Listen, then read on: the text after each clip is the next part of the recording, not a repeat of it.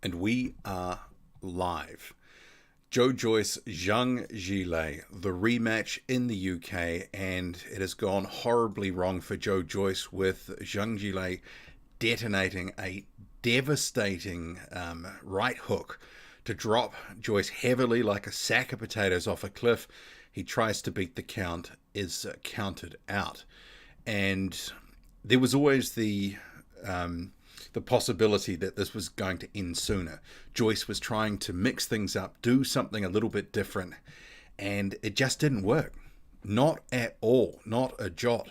You know, he tried to do something a little bit different in the first round, circling, trying to stay out of the way of that powerful left hand, but ultimately, Zhang Zhilei bided his time. He was patient, and he started to detonate not just the left hand, but he was using the right hook. He was throwing shots to the body, and towards the end of that third round, just dropped a peach of a right hook, as you can see in the thumbnail.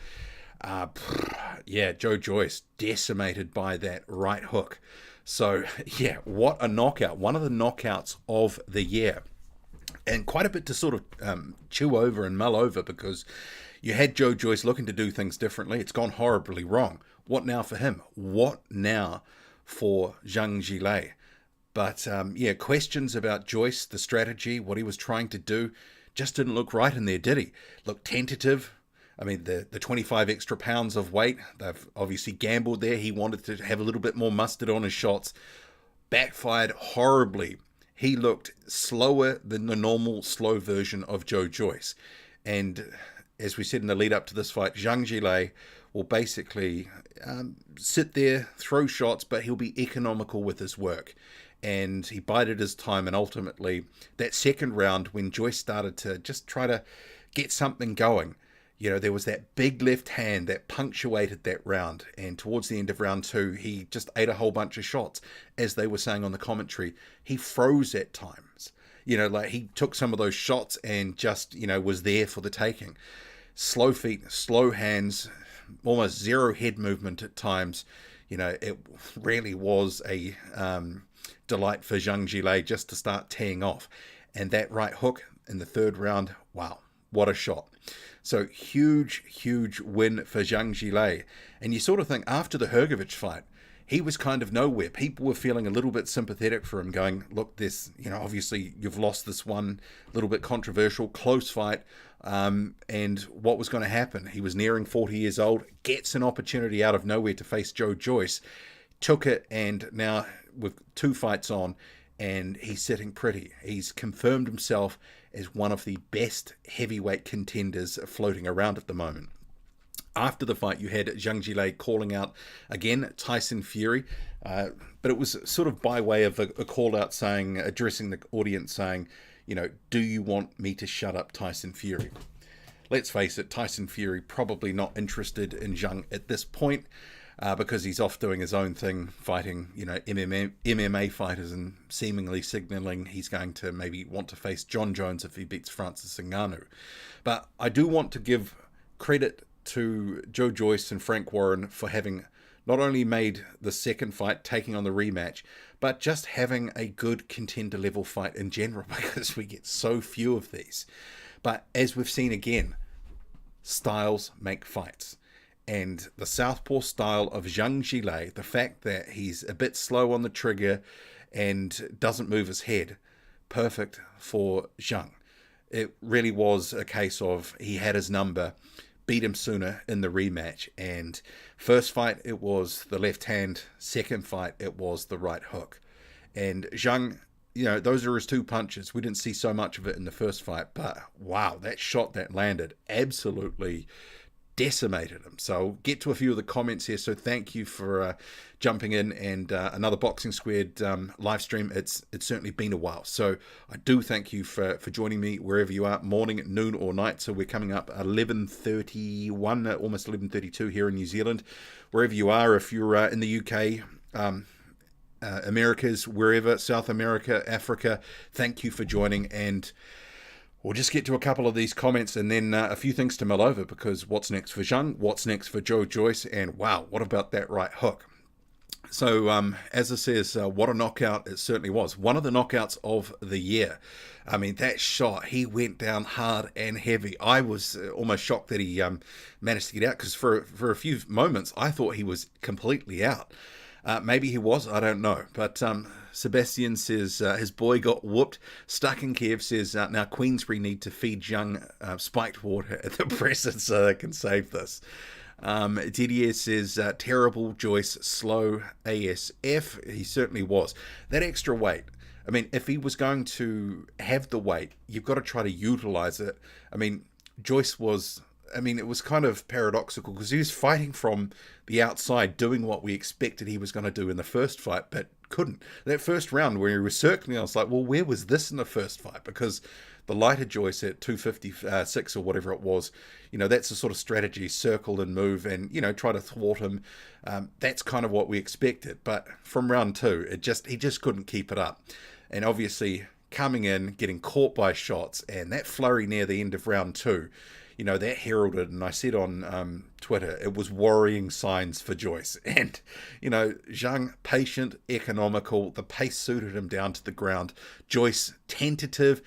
He clearly lacked confidence in there, and Zhang had his number. It was, great punch, and what a win for Zhang Zhilei. DDS says, slowest punches ever seen. Mr. Ash says, it caught me by surprise. Governor Riffraff, Big Bang Zhang, what a sleeper of a guy in the division, came to the pros late. And it's one of the things that on the way up in recent years, even some of these fights that he had on his matchroom contract, hadn't always looked that great. He was, sometimes, and I think because he is patient and doesn't, try to get too desperate and make things happen. Sometimes that doesn't make for a great fight when he's fighting negative journeyman. But against Joyce, who obviously had a lot on the line here, was vowing to try put it on Zhang, try to really take it to him. And when he started to, that was just, fodder for Zhang, who just let him walk onto some shots. Fantastic punch, yeah. And I would have been on live a little bit earlier, but trying to set up Streamlabs labs after, I think it's about 6 months since I did a live. But I was pretty amped after the fight. So I was like, I'll make my thumbnail, I'll jump on. So I do appreciate you coming on and give me your thoughts on the fight, the what next, all that carry on. We'll get to your comments here. Teta says, not surprising at all. G-Man says, salute to Boxing Squared. I don't know where Joyce goes from here. Yeah, that's a good question. Because, beaten twice in a row, and clearly the Joyce chin is good to a level, but the elite punches of the heavyweight division are going to see a guy who's slow, no head movement, upright. Imagine if it was Deontay Wilder landing that on Joyce. Probably be dead. DDS says, worse than I ever thought. AS95I says, Zhang looked really dangerous. And that's the thing. I mean, the heavyweight division, because Zhang is a decent, fundamentally he's decent, but he can be a little bit slow and ponderous. But, that power, and he knows how to deploy his power punches. He, in this fight, just let Joyce come to him when Joyce started to make things happen. Oh, man. Wow. Scotty70 says, Zhang Zhilei, the biggest puncher in boxing. I don't know if he's the biggest puncher in boxing, but certainly in the heavyweight division, he must be up there. You've got Master Jammer saying, scary knockout, Joyce looked on another planet. Yeah, I was shocked that he got up. Liam says, difficult to take someone out with volume over rounds when they've got that sort of power, always going to take too much damage. Yeah, I mean, the styles make fights, and what Joyce was trying to do in there in the first fight and the second fight, clearly, he just didn't have whatever, he needed to sort of take it to Zhang with the tools that he has. And clearly they tried to implement a slightly different game plan. It just, out the window when Zhang started landing. Joyce was freezing up. Yeah, it was that power punching, the accuracy of Zhang.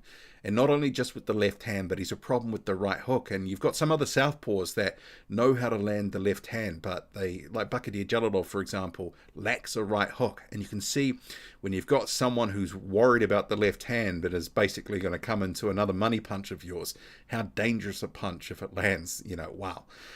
Stuck in Kev says, but seriously, it looked like the adjustments got to Joyce. He looked very unsure, out of position all times. He didn't take those adjustments very well and seemed at conflict with himself. off. He certainly did.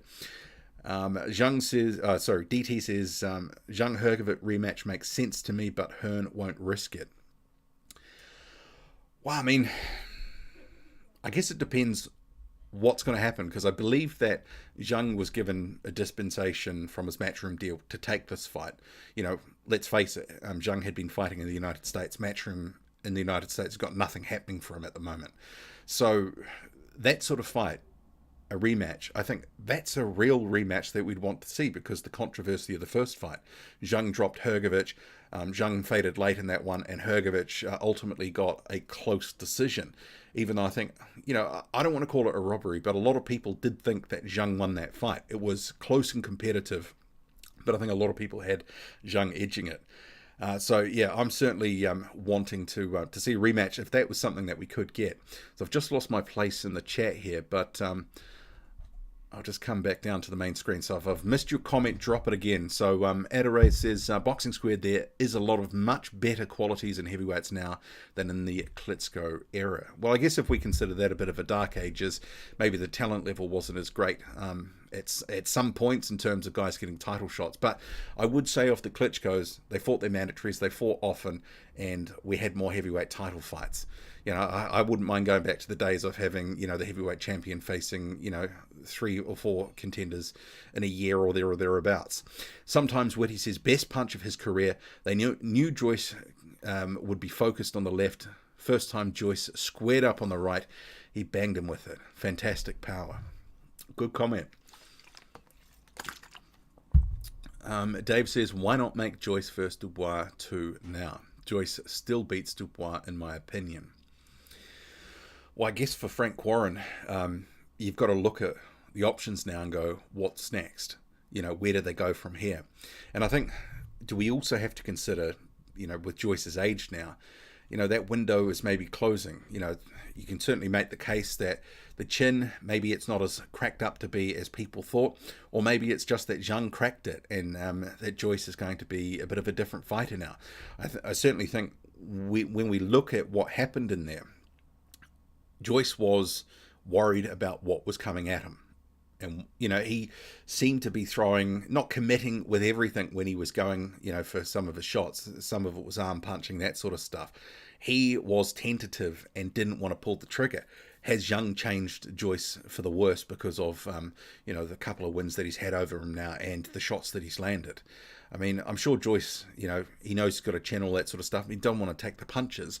No one wants to just get hit in the head mercilessly, but previously he would try to walk through guys to get his own work away. Didn't see that in this one, especially when he tried to commit. Zhang had it all over him. CP says, I had Zhang winning in 6 rounds before the fight. Joyce looked shot to bits in both fights. Salas is not a top-level coach, says Antonio. I do think that Salas is a top-level coach. He's done a lot of good work with a lot of fighters. I don't think you can judge him just on one fighter.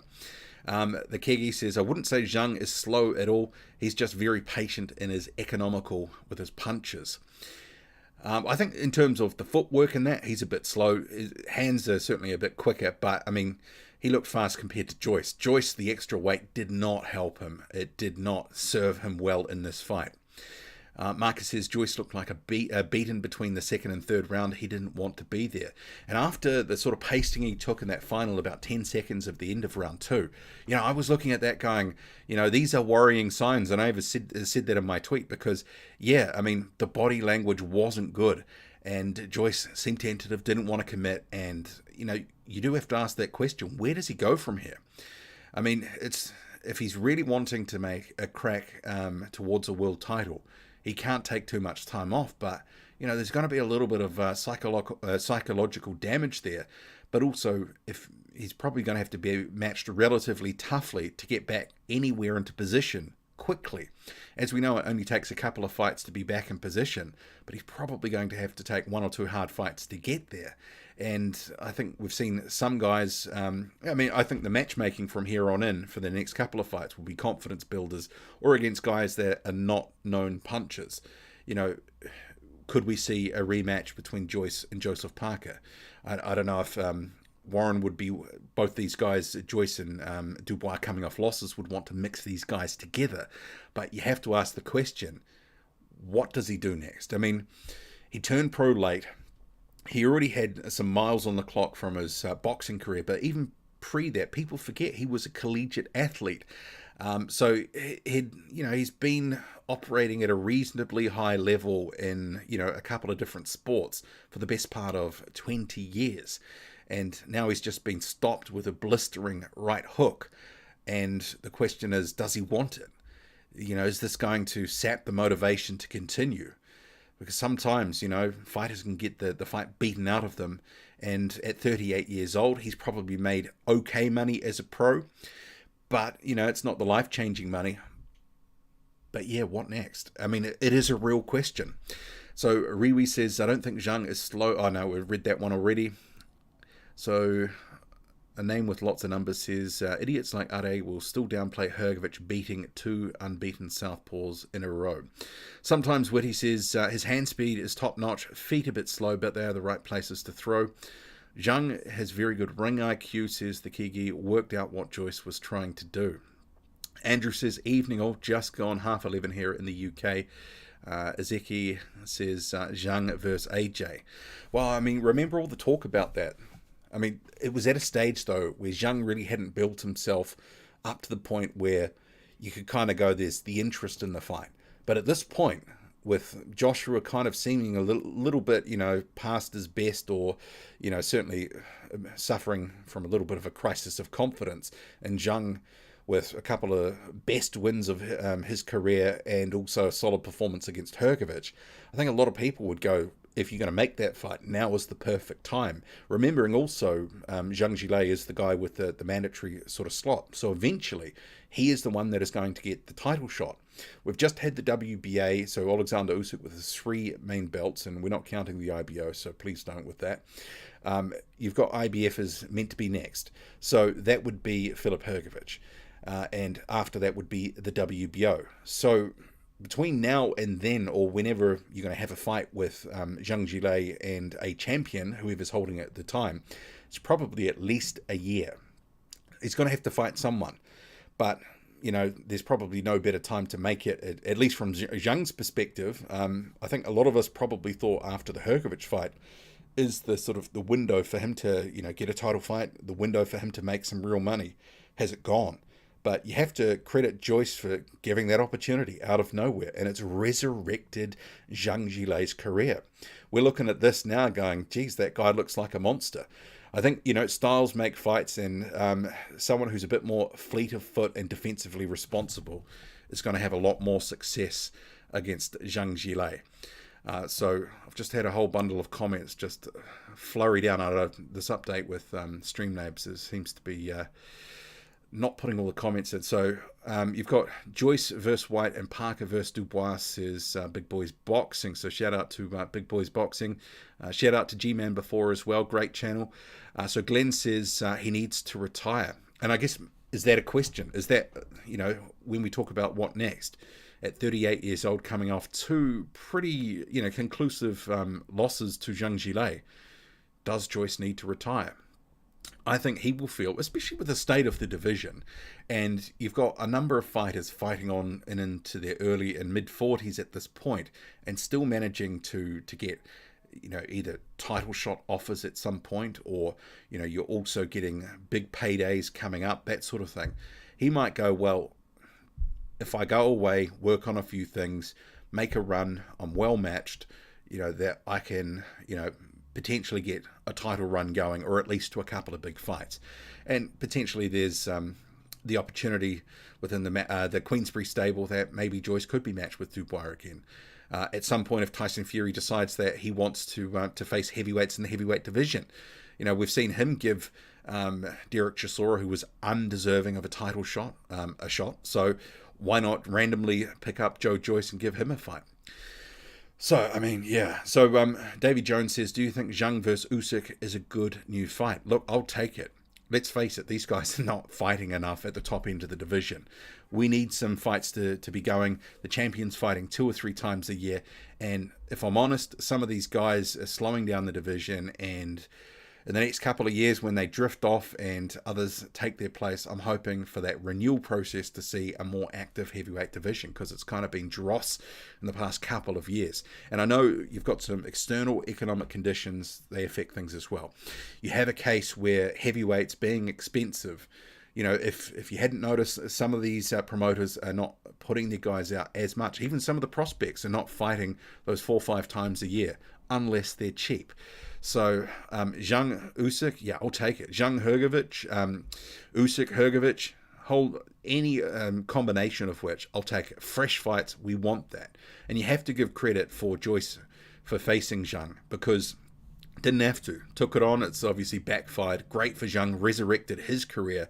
I mean, even Otto Wallin and Murat Gassiev coming up. Good fight.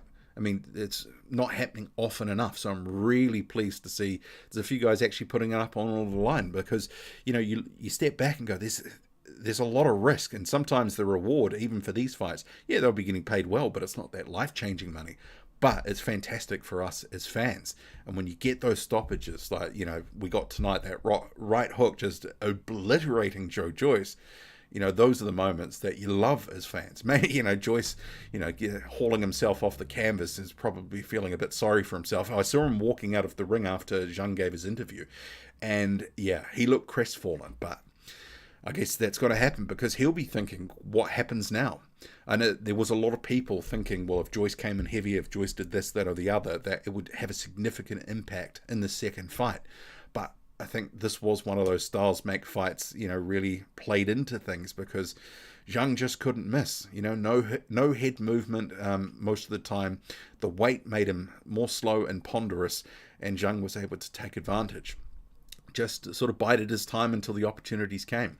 So Extravision says Zhang turned him into an ironing board. He certainly did. Protectorate General says Joyce's defense got better, but Zhang was just one position quicker. Yeah. Ool says, I don't understand people mentioning Fury. Wake up, he's out of the list. Well, I mean, it's clear at the moment, with Fury not defending his title at all in 2023, that the belt is a mechanism to make money, and the WBC is complicit with that. Ace says the ring walk music that Joyce had was a loser, as it was morning before he reached the ring. I came to it quite late, just as though I was sort of entering the ring, so I can't recall what it was. So let me know if what the actual music was. So just jumping down further here, Let's Visit says Zhang versus Wilder. I mean, it's an interesting fight. I mean, it depends on what Zhang's got going on, because as I understand it, Matchroom still have some rights over him. So, I mean, they'll be interested in maybe making some fights. But the problem has been in recent years, some of their so-called cash cows, they're not going to risk against Zhang. But there is a big fight to be made if they want to make one in China. But, that could be a career ender for someone if they get knocked out over there. Vizio says stylistically, Zhang will beat Usyk. Southpaw versus Southpaw won't be easy for Usyk. Yeah, I mean, Zhang's a bit, he's a big unit at 6'6", and actually he's a decent body puncher too. I know the right hook landed here to the Joe Joyce's head, and dropped him off a cliff like a sack of potatoes. But you do have Zhang being a very good body puncher with the right hook too. So just got a question there from, was it Para Rumble? Apologies if I got that wrong. Where do you rate Zhang's power in the division? Well, I think from what we've seen, and this is not even just these two fights before, but, he has the potential to take guys, to be a concussive puncher and, knock guys spark out. So I think he's definitely up there as one of the sort of top 5 concussive punchers, if maybe not even top 3. Joyce versus Caballero next. He needs a fight to rebuild. Caballero is good ranked, undefeated, young, and have the EBU belt in a fight he can win. Yeah, but that was ordered before. Caballero didn't want it. Caballero, he's, one of these guys, had a win over Chisora back in 2017, 6 years ago now, and has fought once a year, basically to maintain rankings. He looked against Argon Smakichi, didn't look good.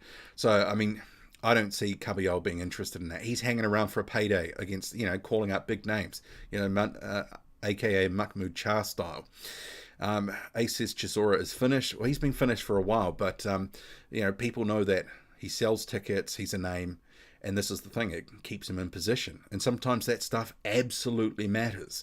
You know, it's the entertainment business after all. So, you know, getting a stoppage in the manner that Zhang did against Joyce raises his stock up.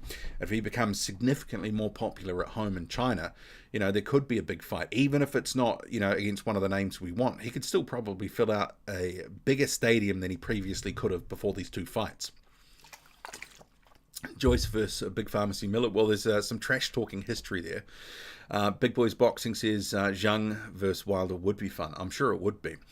Jim Blomqvist says, damn, put a bet on Zhang winning in the 4th. Oh, that's close, Jim. Maybe in the first 6 would have been a little safer. Afrojam says the biased British fans were shell-shocked. The Kigi says Zhang was always going to be a horrible style matchup for Joyce. He might still beat the most of the top 10 apart from Fury, Usyk and Zhang. And I think it's an important comment because we've seen Joe Joyce against other styles of fighters, and especially against guys that are effectively what you'd call non-punchers. They don't have that big punch on them. You know, this is why the likes of Joseph Parker are able to throw the kitchen sink and Joyce could walk through it. But you also have to, I guess, ask the question, how much did taking all those shots against Carlos Takam, Joe Joyce, and so many others, Bryant Jennings, you know, dent him and take something out of him? Especially as he was getting older and now 38, and he's just been absolutely wrecked by Zhang Zhilei. So, I mean, I think, though, you have to say Joyce, I think, is still a good fighter, and I think he does have the potential in the right style matchups to still get some good wins if he continues. And I always hate it when people throw the baby out with the bathwater and say that if a fighter was beaten, they're absolutely finished, or they were no good to begin with, because if you think that, then you can't give any credit to the winner. Joyce was considered at a point in time ahead of that first fight, maybe around top 5, sort of there or thereabouts. He was definitely considered by most to be inside the top 10, whereas Zhang was sort of on the outside looking in. He'd been beaten by Hrgovic in a tight fight, but now I think you have to go Zhang Zhilei. Is he a top 5 heavyweight? Certainly he'd be well ensconced within the top 10 after those 2 wins. Scotty70 says strip Fury ASAP. Well, the WBC is complicit with what's going on there. I mean, they're going to ride this for whatever it's worth. Frog Soup says that was brutal. Zhang was great, but I feel sorry for Joyce. Watch Fury avoid Zhang now. Well, I think at this point, Fury's just not interested in anything that doesn't bring a bag of money. And the thing is, even for the guys like Anthony Joshua or even Alexander Usyk, an undisputed fight is still a huge fight. I mean, I would argue that probably brings in more than the Ngannou fight. But yeah, I mean, I don't know what the crossover interest is like from MMA. But clearly, he's just doing his own thing, and that doesn't include, at least this year, fighting anyone in the division of note. Davey Jones with the super chat there. Thank you very much. He says, Squared is my favourite boxing channel. Appreciate it. And I know I've been a little bit quiet more recently. I've just been swamped with work and it's been taking a bit of a toll. But also, I mean, we haven't had a lot to talk about for the most part. So I will try to get a few more videos and maybe a couple more lives out in the next couple of weeks just to cover off some of what's been going on recently and what we've got coming up. Because we've got Gassiev and Varlin coming up. That's, that's a good fight. So Nicholas says, punch of the year. That right hook, oh, what a peach. And actually, just on the card, there was the other heavyweight, Moses Itoma, the 18-year-old. Talk about a punch against Amin Buseta, which dropped him left uppercut. That was also a beautiful punch. Zlad says, where is Bakadir Jalalov's next fight? It's a good question. He's got that deal with Top Rank now. He had a quick run out, a couple of months ago. I imagine that maybe he's still going to do what he's been doing, a little bit of fighting in the amateurs. Maybe there'll be some fights in, Uzbekistan for him. But hopefully we do see him getting wheeled out by Top Rank and as a pro. I don't want to see him sort of having these sort of stop-start 1 or 2 pro fights a year because he's got this other stuff going on. Looks like he wants to go to the Olympics again. We'll have to see what happens. But yeah, he certainly is a talent, and they can foster something there, especially with the Richard Torres rivalry with Jalalov. So Lemon says Joyce will fight Fury and then retire. Well, Fury would have to give him that shot.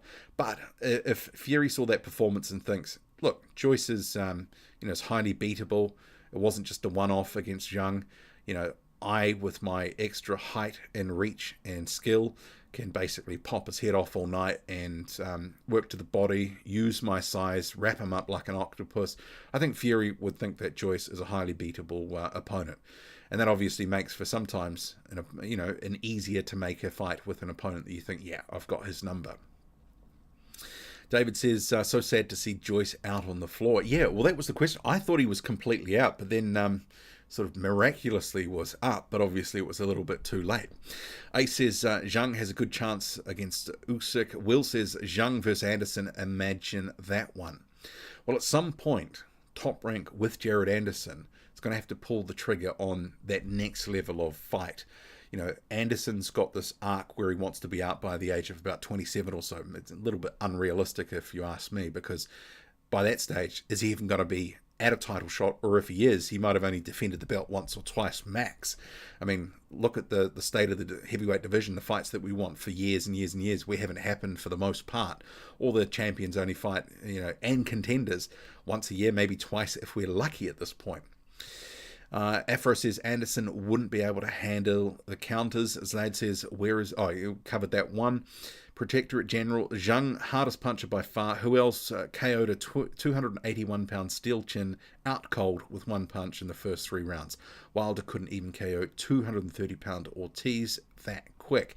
Well, there's no doubting it. Zhang with the power, and it's in both hands, I might add. He's a problem. Adore says, Boxing Squared, can you imagine if Zhang became the first Chinese heavyweight world champion? Well, I mean, I think based off what we have seen, the 2 wins, he's had this opportunity and he's taken it with both hands. You have to say that he is deserving of a title shot now.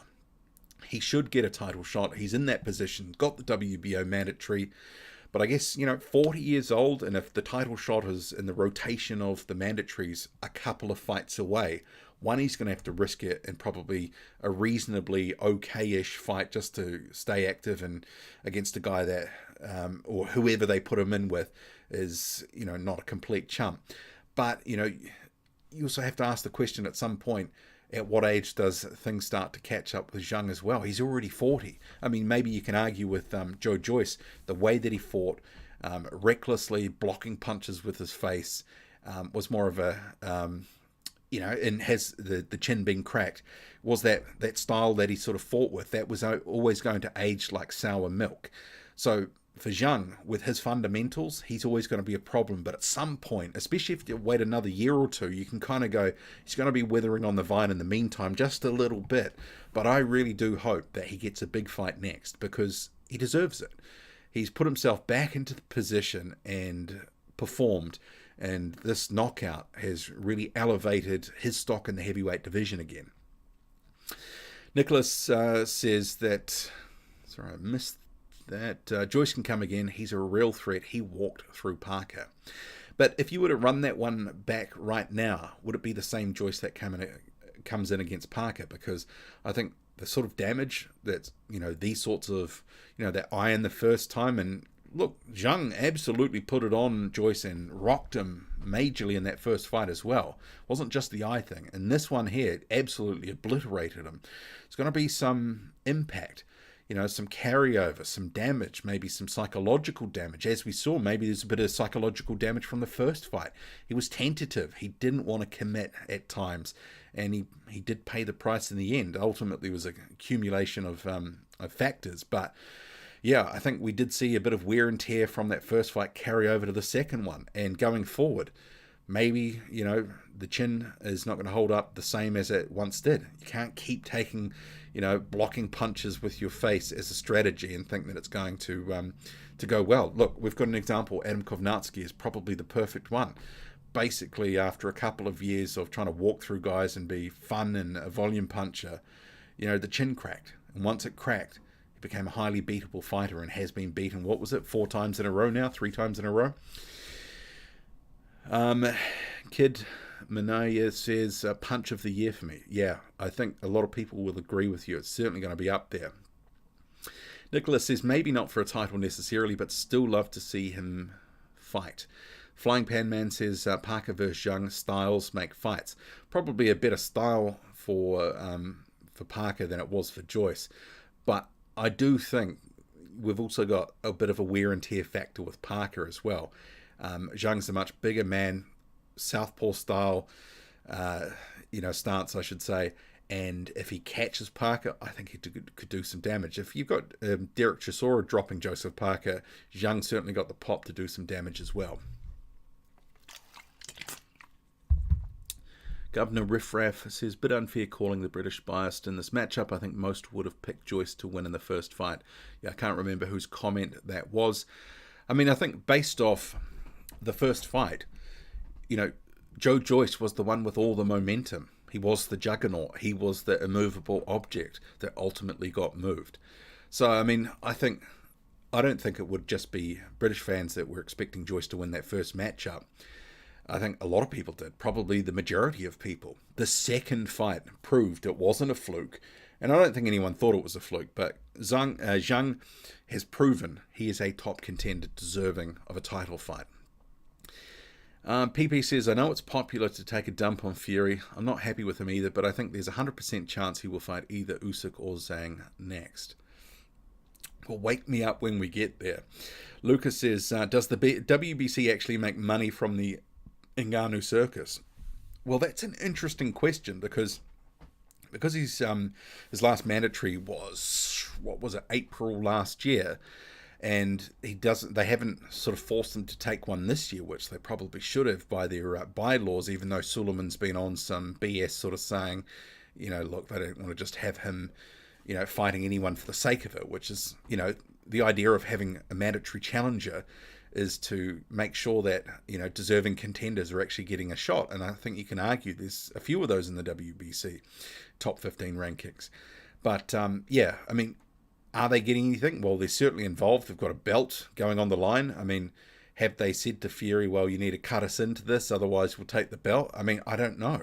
But the WBC, for whatever reason, is all on board. And I guess you can only ask the question, is it because they're getting some sort of, cut? I mean, the thing is, the WBC belt at the moment is a vehicle for Tyson Fury to make money because he can say he's a reigning world champion. A cute guy says, you don't gain punch resistance by gaining weight. Yeah. And this is, I mean, one of the things that I said in my video yesterday after the weigh-in was, especially in relation to the eye and the gas tank and all that sort of stuff, the extra weight wasn't necessarily just going to go, okay, well, we've resolved these issues by putting on weight. There was certainly going to be some risk with the extra weight. And had it gone longer, I mean, who's to say that Joyce wouldn't have gassed? But as we saw, I think he was slower. So that, played right into Zhang Zhilei's hands because it made him easier to hit. Mike T says people need to stop putting down the losers and give winners credit. Zhang, Hrgovic, these guys are real threats. Fury and Usyk aren't so far ahead of everyone as people think. Yeah, I mean, I think it can be easy to sort of say you put these different fighters and champions on pedestals and that there's a massive gap. And then sometimes you have the fights, and I think this is a perfect example. You have Joyce and also Zhang ahead of the first fight. People were heavily favouring Joyce for the work that he'd done, for the way that he'd performed and the performances that he'd put on. Steamrolled Joseph Parker, basically walked through punches of a lot of fighters. Carlos Takam example just took it and basically ground them into the dust and, beat them up. And then you have Zhang gets an opportunity and just flips it on its head. So sometimes, it's not just styles make fights, but, a lot of these guys are maybe better than, fans give them credit for. And, some guys that win these fights might be like, geez, well, I don't want to fight him again. That was super tough. And, So, next comment. Fury will not fight anyone with a pulse, and Ngannou fight isn't even landing on Fury's record. It's Fugazi that fight. Ace says, Zhang never looked worried at all, even before this fight. Well, he'd just been saying, I just need to do the same thing. Hassan says, SBW versus Gallen, who wins? And I guess maybe the question is, who cares? The sort of the rugby league, or crossover type fights, that sort of stuff. It just doesn't do it for me. Let's Visit says Zhang versus Parker would be a great matchup. And I think, someone like Joseph Parker, who's chasing big fights, big money, he would put his hand up for that. I'm sure that there will be other contenders too who see Zhang with, as an older fighter and the way that he fights and the style in which he fights, that they think that what they've got to bring to the table is going to be, a style that works for them against a fighter like Zhang. But, southpaw 6'6" with power, it's dangerous. Anyone who gets in the ring with Zhang could get clipped and taken out. Nicholas says Gassiev will sleep Varlin. In my opinion, I'm picking Gassiev as well.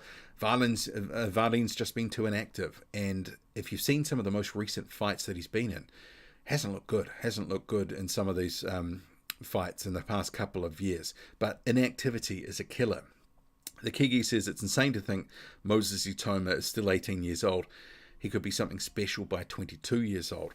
Well, the matchmaking's been curious because it went from absolute dross then to one of the best durable journeymen in the game today in Konstantin Doboshenko, and then back to absolute dross. So, 18 years old, there's no rush, but they seem to be, I know that they're talking about he could become the youngest world champion, yada, yada. They're not going to have all the enough fights in time. He needs to be fighting basically every month to even get a sniff of that.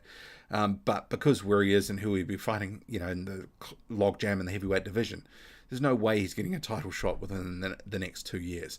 But, he is a guy who's clearly got some good skills, decent power, and there's a lot to like there. And I do also like that he was under 240 for this, because when he was just turning over the first fight or two, hovering around 250, it was a little bit of a red flag.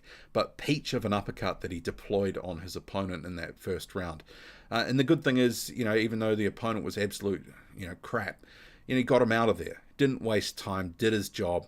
And let's face it, probably needs a few stoppages like that to build a little bit of hype back into things. Because I think the thing is, maybe the hype just went out of the balloon a little bit with his last couple of performances. But it's hard to look good against those durable journeymen like Konstantin Doboshenko who know how to look after themselves and go the rounds. Alex says, I just came on. What happened? Did Gump get knocked out? So, we had a case of Joe Joyce getting absolutely obliterated with a right hook, going down basically face first hard. I thought he was out cold. Somehow he manages to get up, but he does not beat the count, or he's getting up basically as the count's ending and the referee waves it off. So, stunning punch. Do recommend catch the highlight. But, Joe Joyce did not look good in this fight. He looked tentative. He looked cautious. After the first round, he sort of went away from the circle game plan that he had, because he was circling well in that first round. But as soon as he started to really try to pour it on a little bit, he just walked onto shots. And there were grave warning signs in round 2 that it was going to be a repeat of the first fight. That left hand was money, as were, basically that flurry at the end of round 2 where it was just, Zhang just letting his hands go. It was impressive. So Ace says Ruiz should fight Wilder, and then the winner fights Zhang. Well, Ruiz and Wilder just need to fight someone. Nicholas Delby says, do you favour... Okay, talking to someone else there. The Kiki says, Boxing Squared, Joyce has been interviewed on Frank Warren YouTube channel. He says he's not done yet. And I guess if this is his career, and he's looking at the division as a whole going, well, there's plenty of guys that are fighting into their 40s now. Even Zhang is an example of that. But you've got guys like Carlos Takam fighting at a high level. There's guys that at a certain point are wheeled out, given big fights, even in their 40s in this day and age. So he has still got a few years up his sleeve, I guess. But I guess the question is, what is the damage that he's taken from this? Not just physically, because is the durability going to diminish even further? He's taken, that Zhang cracked that chin, not for the first time. And also, what scars are going to be there psychologically? You have to ask that question. JM says TMT have released highlights of Zhang Joyce. Yeah, pretty devastating stuff. Zhang, one of the few peeps, says sometimes witty, beating Usyk south versus south. Zhang bangs to the body well. His timing and precision is top notch. Good hand speed. I don't see Usyk getting hit. He won't take Zhang's power. One of the other questions, or sort of things with, because I think people forget as well, Usyk has a style that's a young man style, and I think we've seen he's now past prime. He's still a very good fighter, but with that sort of the movement, and the volume. You know, obviously the footwork. He starts slowing down just a little bit. You're a little bit more hittable. You become a lot more beatable. So, I mean, you can't rule out Zhang being economical and just, you know, detonating one of his shots on Usyk and being able to take him out. You can't rule that out at all. Kafasuno, sorry if I've butchered that. Usyk beats Zhang. His record would be very solid for a pumped up middleweight. Jason says they crunched the numbers and it makes sense to have the fight post Netflix series. Oh, are you talking about Fury? I mean, Fury fighting anyone in the heavyweight division at this point would be a win. Danny says, Alex, yes, slow Joyce got iced. Scattered Chaos says, it seems to be the WBC heavyweight belt is basically frozen. I don't see them even rating someone number one, so a fighter can't make a case to be instead instated as a mandatory. Well, they're just not calling a mandatory. They could, they don't. You know, the thing is with the rules and the, you know, the sanctioning body has, they basically can change them as they like and say, well, we've got all these loopholes to do so. And in this case, if Fury is going to shine some light on them, or if they're going to be able to get a few dollars on the back end, you know, they'll take it. And it's a sanctioning body after all. Even the so-called good ones are, you know, probably dodgy by comparison to other sporting bodies in the world. Andy says, a superb performance by Zhang. Joyce looked out of ideas and a bit gun-shy. Certainly did. Just catching up with the chat here. So Jason says, Varlene is a joke, such a letdown. Kid says, so the IBF is next then, the WBO, am I right? Yes. But I've seen people commenting, will Alexander Usyk, if there's no Fury fight there, if there's no undisputed fight, will he just go, that's it, and retire? Because there's some people who believe that he'll just not have the motivation to continue. I mean, he's already got a Hall of Fame career, and can he get up for a fight against Filip Hrgović? I guess we'll see. I mean, I want to see Usyk continue, but will we see Usyk continue? Kid says I could see Joyce fighting Chisora. I mean, the money involved. I mean, Joyce coming off 2 losses. Yeah, he's going to need a little bit of a run to build up. I mean, Chisora said he's got 3 fights left. I mean, I don't see him going. I mean, even this version of Joyce is far too much for Derek Chisora. Joyce is still a good fighter. Nikki says, really disappointed with Joyce. Rid says, great work by Zhang. Joyce had a good resume. Have to give China Giant his fair due. Certainly do. You had a case with Zhang taking this opportunity with both hands and, yeah, solidifies himself as a top contender in the heavyweight division who is deserving of a title shot. You have to say, Joyce, ahead of that first fight, with what he'd done, the sort of wins he'd managed to accumulate. I mean, Zhang beating Joyce, I mean, you can't just say Joyce is done and washed up. You've got to give Zhang the credit for the work that he's done to beat him. And coming in there away as well, yeah, Zhang riding the crest of a wave. This has really reinvigorated his career. Lucan says, the closest Itoma could beat Mike Tyson's record is by going for the WBA regular belt. Well, the fact that Frank Warren managed to get Daniel Dubois into position for that, I guess we can't rule it out. But, you know, allegedly, you know, the WBA is looking to, you know, rationalize down to 1 belt. But then, you know, after Dubois lost to Usyk, then they ordered Mahmoud Shah versus Jarrell Miller, which kind of, you know, like, let's face it, they're doing it for sanctioning fees. The Kegi says, I actually think they made too many changes to Joyce. He actually did far better against Zhang in the first fight and probably would have gone on to win if the eye didn't close. Yeah, but it goes back to his defense is so leaky. You know, he took too many shots and the eye became a factor. You know, shoulda, coulda, woulda. Jason says Zhang has the sort of stamina which means he could go on until he's around 70. Rice keeps you young. Jim says Joyce versus Tony Yoka. I'd be interested in that. I mean, look, Tony Yoka's also seemed quite vulnerable. He was beaten up by Martin Bacoli and just didn't really seem to be in the fight with Carlos Ducan. Didn't really commit. Yeah, Joyce Yoka, 2016 rematch. I like it. that could be something they could build towards, a little bit of a narrative around it. Nicholas says the fact he was knocked out twice by the same man in very different ways might be a serious issue for Joyce going forward. I think it will be. Alex says Joyce vs Dubois, battle of the gums. Nicholas says Usyk has been past prime in my opinion since he moved up. Yeah, I think the best version of Usyk is gone, but it's certainly still a very good one. I mean, I think largely the same for Tyson Fury. I think he's had to adapt his style because, the physical attributes as he gets older, the young man style, box and move, does become a lot harder to be able to do at a very high level. But that's the thing with these fighters, Usyk, Fury, and others. They're able to, with their boxing skills and their ring IQ, they're able to adapt and change and still be successful. I think someone like Joe Joyce, for example, he's always going to be much of what he is now because it just that's the way he fights for the most part. Doesn't move his head. Is a guy that can be clipped, and if he's facing a guy with power, he could be in trouble, as we've seen. Nicholas says Usyk has. Oh, okay, we read that one. Nikki says, "Do you think Joyce is done now?"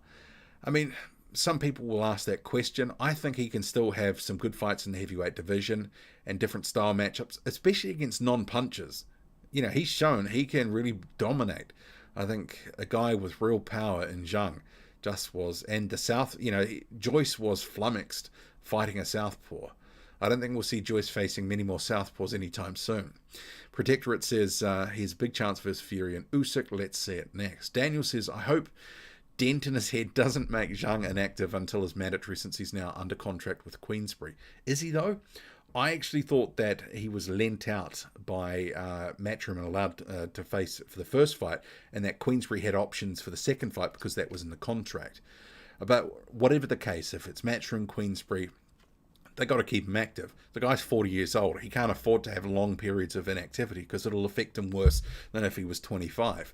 AZ says Zhang bangs everything. PP says, I still like Joyce. I hope he could come back strong and doesn't turn into David Price. Well, I think Joe Joyce has already achieved quite a bit in the heavyweight division by comparison to his to a lot of peers. I mean, I think ahead of the fight with the first fight with Zhang Zhilei, I think everyone, was basically on the same page saying, look, he's done enough and deserves a title shot. He may not get that. We'll have to see. AZ says weight was never the issue with Joyce. He looked much better lighter. Well, that was why I was surprised it was so much. I mean, maybe the extra 5 or 10 pounds if it was 260 to 265, which was a pretty typical weight for Joyce in recent years. But 281, I said in the lead-up in the video yesterday, he's not a concussive puncher. Just because you're going to put that weight on doesn't mean you're going to all of a sudden be banging out Zhang Zhilei. Lucan says, based on Usyk retiring the next 2 years, it's safe for him to keep his undefeated record. Neutral says he banged Joyce chin badly with a right hook that discombobulated, and certainly did. Davey says Joyce vs Zhang is a good example of what happens when the best fight the best. And I guess the thing is, we love these fights for the reason that you got to have the fights you don't know what's going to happen. And sometimes the underdog, all of a sudden, in hindsight, you're like, oh, maybe we should have seen that coming. Dubois Joyce was maybe one of those examples, with Dubois being a bit green at that time. But maybe that rematch would be a lot more competitive now with a slightly more seasoned Dubois. But I guess the thing is, when you put it all on the line like this, and next week, Varlin and Gassiev, you lose, even if it's the decision loss, or in this case, you get stopped brutally. Your stock just automatically goes down. And sometimes in boxing, it can be a long road back. Depends, the circumstances of the loss, who you're promoted by, what they can actually do for you and quickly. Even Daniel Dubois, after that loss to Joe Joyce, was it basically 2 years ago, 2 years before he really had a meaningful fight? So let's hope that, for both Zhang and Joyce, that they're in a good fight next. Or at least in the next 6 months to a year, that they're not sort of sitting, waiting and watching, rotting on the vine. Because especially at 38 years old and 40 respectively, they can't afford it. And Kid says, I hope Zhang does not have a long wait for his title shot. I think it's probably realistically maybe a year or more away. Jason says Joyce needs to adapt his style to Hong Kong Philly style and chop Zhang down. I'll take your word for it on that one. Natural. Jerry Forrest with the draw against Zhang That's aging like wine.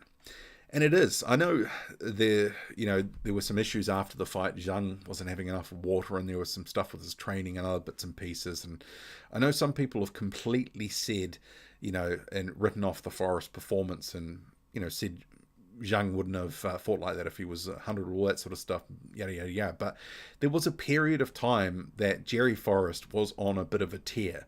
He had that draw with Michael Hunter, which he certainly won that fight, and against Zhang, I think, like a lot of people sort of expected for the Joyce fight, he was able to go through that period of getting dropped, what was it, once in each of the first 3 rounds.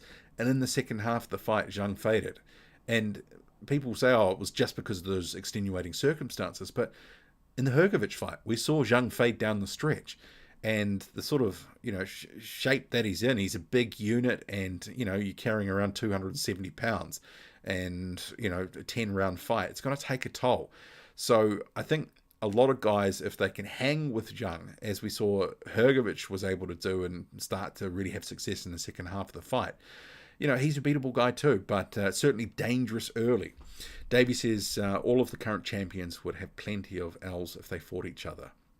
Well, just imagine if it was like MMA and we got the best fighting the best all the time, and the losses didn't matter. Unfortunately, in boxing, and especially in heavyweight boxing, it does. And one loss can set you back 2-3 years sometimes. Sometimes that can be, the setback is, less for someone who's failed a drugs test, which is kind of shocking. Protectorate says that Zhang was dehydrated in the Forrest fight and 40 pounds smaller. So that's the narrative that I think takes away from the credit that Forrest deserves from the way that he fought in that fight. Nicky says, if Joyce continues, I hope he doesn't go all gun-shy and he will possibly lose every fight forward. Well, I think, you have to ask that question. What did this fight take out of him? And probably there is going to be some sort of impact.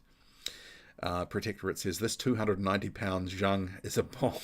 Nicholas says that KO was almost Wilder-esque in the way that Joyce completely went out. Protectorate says, donating. Cashel says, or Seashell says, JJ has lost his confidence. Even if he lost, I would have looked better if he took it to Zhang more. Jay did nothing in that fight. Really sad. I think the intent was there, but you could see that his body was fighting it. That, just that tentative cautiousness. I mean, there was a lot of arm punches, but I guess we have to say, sometimes that's part of what Joyce does with his volume thing, his juggernaut thing, when he goes all juggernaut. But the extra weight didn't do anything for him. The Kegi says at Boxing Squared, his matchroom contract is over. He signed a 3-fight deal with Queensberry, with this fight being the first. Okay, so let's hope Queensberry can keep him busy. Protectorate says, and way better opponent than any Wilder opponent. Mike says, Zhang or Joyce to shut Bacoli up. I'll take any of those fights. Protectorate says, apart from Fury, sometimes Witty, Zhang's preparation is way better now. Money to get the right people, drugs and food make a big difference. Drugs? Okay. Imagine if Zhang was picked up 10 years ago. Well, he was. He was. I think maybe it was more of a case, imagine if he had turned pro and had some support immediately after the 2008 Olympics, which, he got a silver medal at. Because he turned pro, I think, about 10 years ago. And remember, he was with, was it Rock Nation for a period of time? It just drifted. And there was, he was caught in that rut of being under-promoted and having terrible opponents, even at a period where he had, close to 20 fights. HPM says Zhang was robbed in the Hrgovic fight.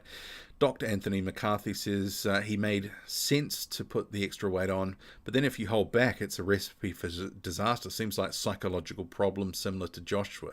Who wins, Zhang and Joshua? Well, I think at the moment, with Joshua's crisis of confidence that he clearly has, and I know some people get a little sensitive when you say that Joshua's, got a few issues at the moment, but I think Zhang, riding the crest of the wave of these wins against Joyce, you'd have to say that Zhang would be in with a good shot there. The Kegi says, close, but I think Zhang did just enough.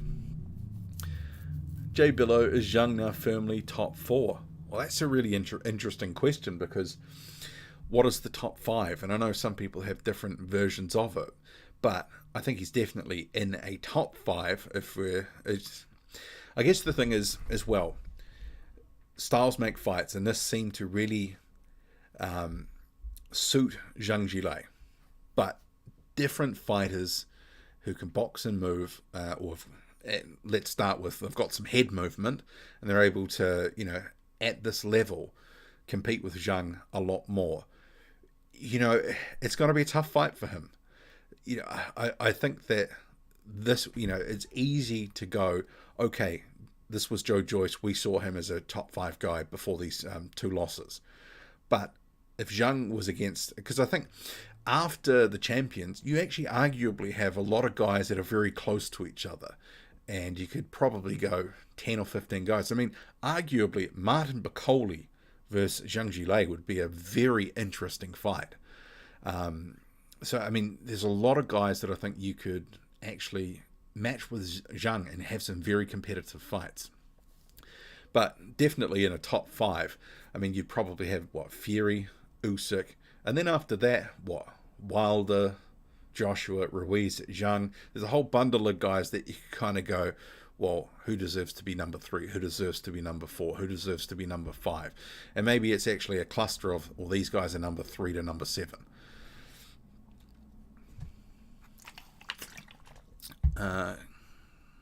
Rematch was too soon for JJ. Can't see him being the same from now, says Cap.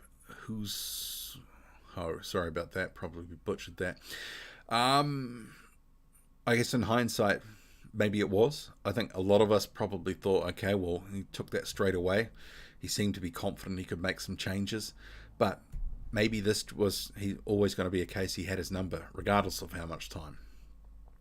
I think at this point, Joe Joyce is largely what he is. Jason says Zhang will beat Joe Joyce, sadly, because he's smarter and built like a tank. Well, we just saw that. Oh, you mean Joseph Parker or Joe Joyce?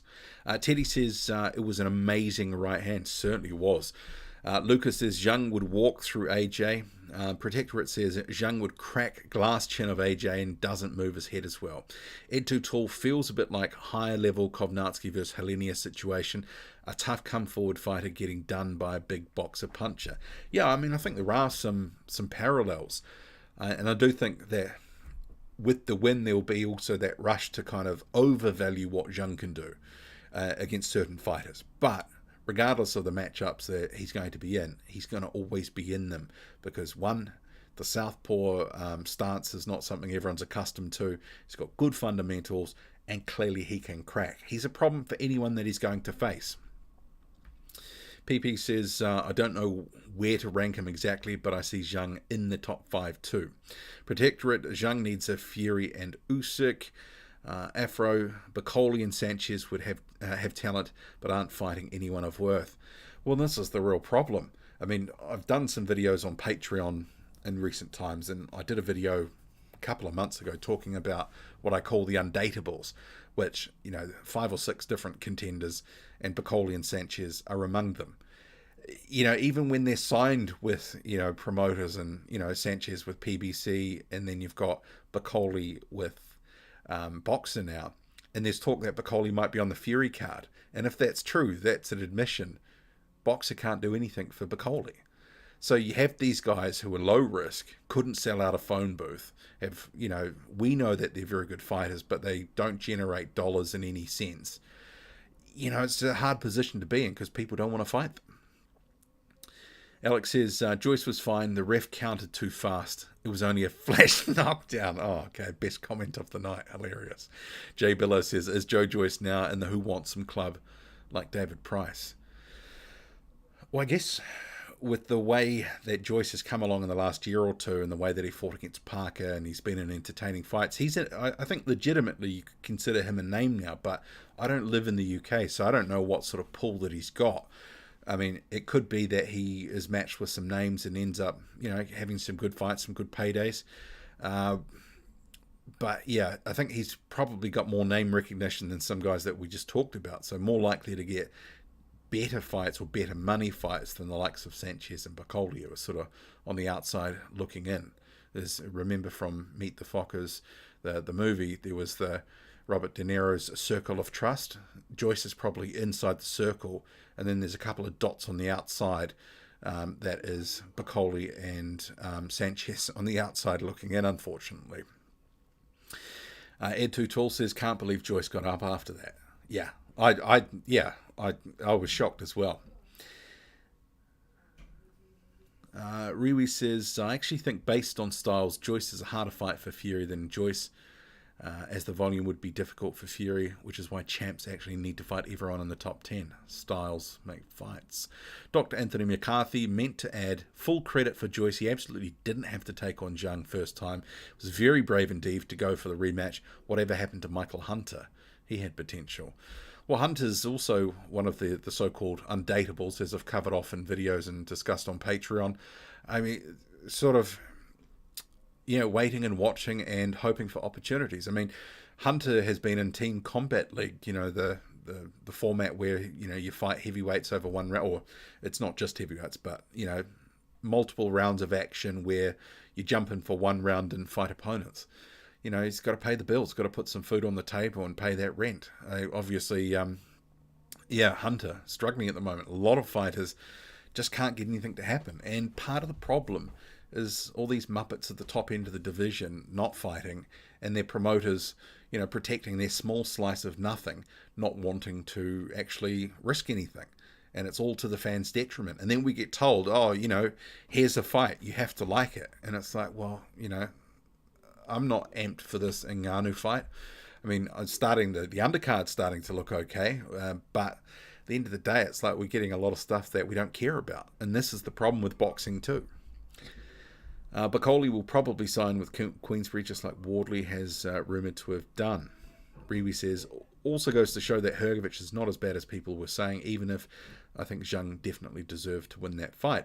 Yeah, I think that first win over Joyce actually, and now the second one as well. I mean, Hrgovic's stock, and I said this after the first fight, his stock kind of goes up because the win aged well. Even the performance in general, even though it was close and didn't go Zhang's way, Hrgovic gets a little bit of shine out of that.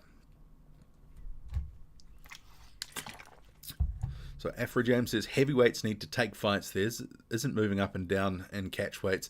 Their thinking is very faulty. Too many fake boogeymen in the division.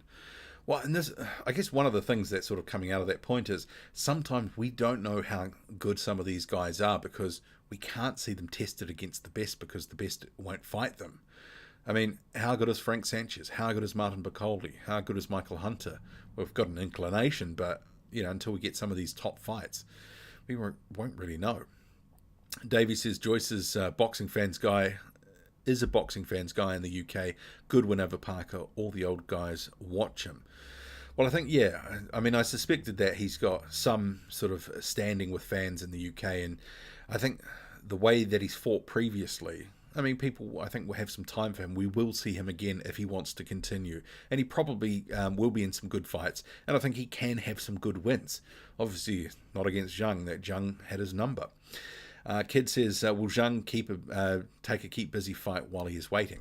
Well, that's a very good question. He's going to have to do something because he will be waiting. So it's, if it is with Queensberry, what are they going to do? Are we going to see Frank Warren try to reset Daniel Dubois? That's a question. Will Daniel Dubois get an opportunity against Zhang Zhilei, basically to, Dubois to get a short cut to a world title? Remembering, you've got the WBO mandatory signed up with Zhang, sealed up, and him waiting on that. But what else have they got in the stable that they could match with him? Besides Tyson Fury, Joe Joyce, also Daniel Dubois.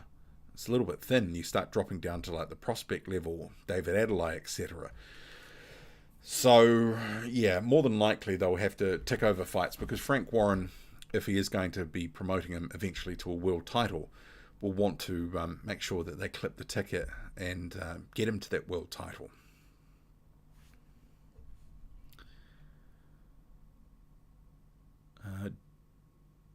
Jay Billow says, what are you saying if Fury opts for Big Bang instead of Undisputed?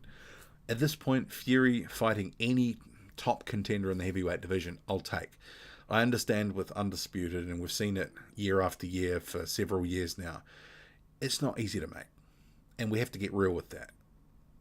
It's just with all the money involved in the pride and the prestige and everything, everyone wanting to basically cash their guy out, it's not easy to make. So if Fury fought Zhang, yeah, I'd take it. I'll take any fight where the champions are fighting and it's a meaningful fight and it's something that we want to see. Not some recycled garbage like Chisora getting a title shot. I mean, we don't need to see that crap. How would you see a Zhang versus AJ fight? It's a good question. I mean, I just don't see that Matchroom would look to make it, especially if Zhang's now with Queensberry. But, I think that's a pretty dangerous fight for Joshua and could end up retiring him if he got knocked out badly. HPM says that's a good point. Promoters who are risk averse. And, well, that's half the problem now. The promotional silos. I know everyone will throw out names of, fighters who you want to be fighting different fighters. But, if you're in the tent, you've got a much better shot of getting the fight. And they generally want to risk it all if the reward is there. Like in this case, for example, you would have had Zhang just snapping off Queensberry's hand to get an opportunity. He loses to Hrgović. He was nowhere. Gets this fight against Joyce and beats him in a rematch. All of a sudden, he's sitting pretty. Alex says Joyce versus Chisora for the next mandatory for Fury. Oh, come on, man. Can we just stop saying Chisora? HBM says Joshua won't be allowed to fight Zhang. Yeah, don't see it happening. Makhmedov is Joyce 2.0, slow and no special effects. I do think, though, Makhmedov does hit quite hard, and he's kind of a guy that's going to leave it all in the ring and will just be absolutely going for violence. He's going to, at some point, he's going to get knocked out. He is. But it's, I've always said with Makhmedov, because he's very fun, let's just enjoy it until the wheels fall off. That was kind of the way that I felt about Alan Babbage. I mean, I know some people were hyping Babbage up and saying, he was a really good heavyweight and all that sort of stuff. It was, it was more of a gimmick. I mean, there were warning signs from early on that he was going to get absolutely obliterated at some point. So, yeah, I mean, Makhmedov, just enjoy it. And the thing is, he's now got a top-ranked deal as well. You have to ask the question, when's he out next? It's been a little while now. You've got Protectorate saying Zhang is a bit more based than even CCP. Murazamin says Dubois will get stopped vicious by Big Bang. Yeah, I don't think he could take too many of those left hands or right hooks. Ebastella says, big up Boxing Squared, big up to yourself. Thank you. Wherever you are, morning, noon or night, I do thank you for jumping on the live stream. It's been a little while. I had to actually spend a little bit of time updating settings. It's been that long and then making a little thumbnail and all that. But yeah, brutal knockout. So we'll wrap it up in a couple of minutes. I've been going for just over an hour so far. So Father Jack says, only credible Brit heavyweight is Fury, who won't even fight. How many more fights does Zhang have with Queensberry? I'm not exactly sure of his deal. Someone had said he's got a 3-fight deal. If that's true, it sounds like this would be the first that's just occurred. Kid says Zhang would KO Dubois if that fight happens. HBM says, great convo, Boxing Squared. Well, thank you, everyone, for dropping your comments loud and often, and yeah, participating in this live stream, which obviously been a little bit few and far between in recent months. But yeah, no, I've really enjoyed it, and I was pretty hyped after that right hook absolutely decimated Joe Joyce, just left him flat on the canvas. I was like, I have to do a live. Jay Billow says Hrgović is looking good right now, even though he lost v Big Bang. Well, it's really weird as well with Hrgović, and I thought this about the Zhang fight, and I thought this also after he fought Dempsey McKean. Hrgović is the vibe that he gives off in the body language. He's taking those little walkabouts and during fights, and he looks uninterested. It's just it's so weird right now. The Kiki says Dubois is 25. He's not finished. He has psychological problems, so he's not even a bad chin. It's more that he takes a knee every time he's hurt. Well, that was the thing with the Usyk fight. I had some water go down the wrong hole, apparently. Daniel Dubois, yeah, the whole low blow thing did overshadow what happened later in that fight, and you do have to question, going forward, if he comes under pressure, because clearly Dubois is an on-type fighter, and when he's not on top and it's being taken to him, he doesn't handle it well. And there was that was it the first knockdown in round 9 or whatever it was, deliberately so took that knee. And yeah, I just don't know. The whole thing about him saying that it was a quick count and all that, yeah, I mean, everyone knows that if you're fighting, in the UK, that you should be up at 8. I think we saw a couple of times on the card, in this Frank Warren card, where guys were getting up on 9 and it was sort of waved off. Daniel Dubois knew what he was doing, and I do think he did quit. Afrojam Dubois would take a knee after the first bout. Father Jack says if Zhang coaches Usyk, it's game over. Also, because Usyk ain't a big heavyweight. So we'll just get through a last couple of comments. So, Protectorate says Zhang fights well with his weight on. He's good fluidity and technique to rotate his heavyweight into his punch. Ibastella says Zhang vs. Gassiev is a good fight. Yeah, no, that is a good fight. I guess we'll see how Gassiev looks against Wallin. That's the thing with Wallin and Gassiev, both so inactive. What's the toll of inactivity taken on them? Alex says, no worries. I enjoyed this live stream. Have a great day. Gump. Okay, Gump. DMD, Zhang reminds me of Corey Sanders, the South African heavyweight. He was an underrated heavyweight for sure. Dwayne says, Jared Anderson is supposed to be fighting in November. Do you know who he will fight?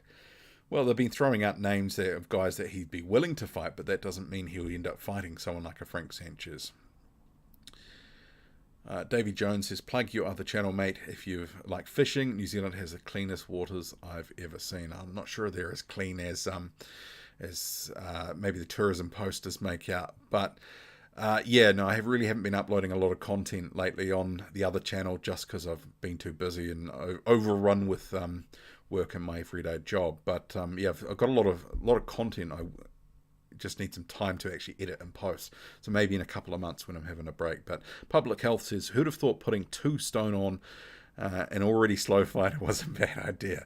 Wow, yeah, I mean, come on. Yeah, that was the thing. I was just like, in the lead-up video yesterday, I was just like, there's a reg. I mean, if it was 5 or 10 pounds and it's a weight he's used to fighting at, yeah, that's one thing.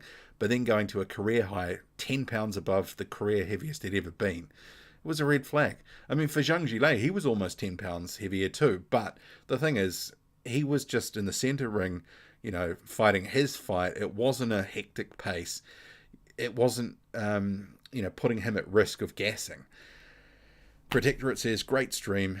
So does the Kiki say that a KO like that deserved a stream, and that's why I did it. So on that note, thank you wherever you are, morning, noon, or night. I'm going to go have some lunch, then off to the gym. A couple of videos for Patreon going up. So if you do want to check out Patreon, patreon.com, there is a link on on my channel if you want to check that out. So we'll wrap it up there. We've got Wallin and Gassiev next week. Hopefully I'll do a couple of videos in the next couple of days if I can get enough time. So I do apologize. The content's been a little bit slow lately, but with works maybe starting to just ramp down a little bit, hopefully I'll have a little bit more time and energy to get some more content up. But yeah, hopefully we can get some more fights. I mean, that's the problem right now, isn't it? It hasn't been a great year for the division, but we've had some good fights, and I appreciate Zhang and appreciate Joyce. Credit for them putting it all on the line, and Zhang emerges as the victor.